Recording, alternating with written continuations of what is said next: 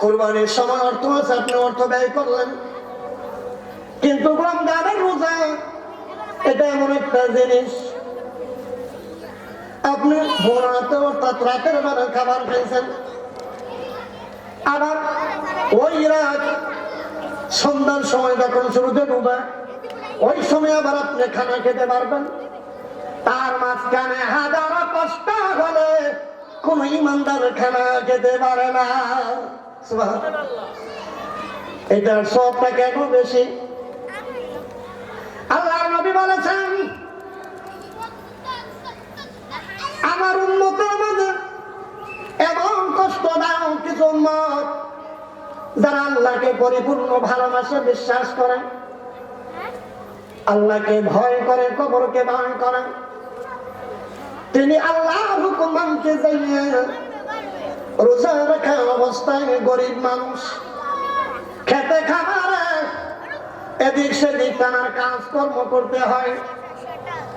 ওই সময় এত কঠিন মুহূর্তে যাইয়া পানির পিপাসাটা এমন পর্যায়ে এসে যায়, পানির পিপাসার জন্য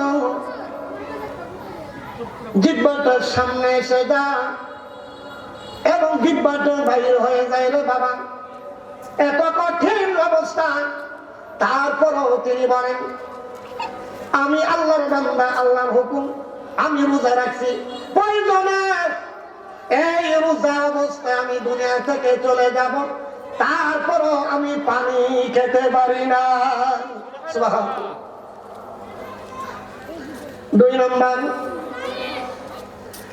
ইচ্ছা করলে তিনি ঘরের ভিতরে কোন না কোন জায়গায় ঢুকাইয়া পানি পান করতে পারেন। পর্দা দিয়ে মানুষ, কত মানুষ দুনিয়ার জমিনে দেখি পর্দার টাঙ্গাইয়া পর্দার ভিতরে চা খায়, পান খায়, কত কিছু খায়, তিনিও আল্লাহর বান্দা। আর ইমানদার তিনি বলেন,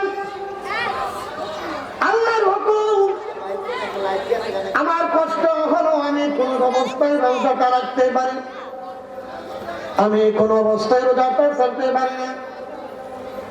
শুধু তাই না, এই কষ্ট তৃষ্ণাটা বুকে লইয়া তিনি ইফতার যখন সামনে আসে, আমাদের চার্জ আমার ব্যাটারি ছোট না, ব্যাটারি না না আমার ওই কষ্ট অবস্থায়, ওই কঠিন অবস্থায় এই টেবিল দাও ইফতার যখন সামনে আসে, অনেক কিছু তার খেতে মন চায়, সামনে কিন্তু পানি রাখা, কারণ নিচে টেবিলটা দেখা যায়, সামনে গুড় রাখা, মুড়ি রাখা, অনেক কিছু রাখা, কেটে দিচ্ছি টেবিলটা। সময়ের জন্য অপেক্ষা করতেছে।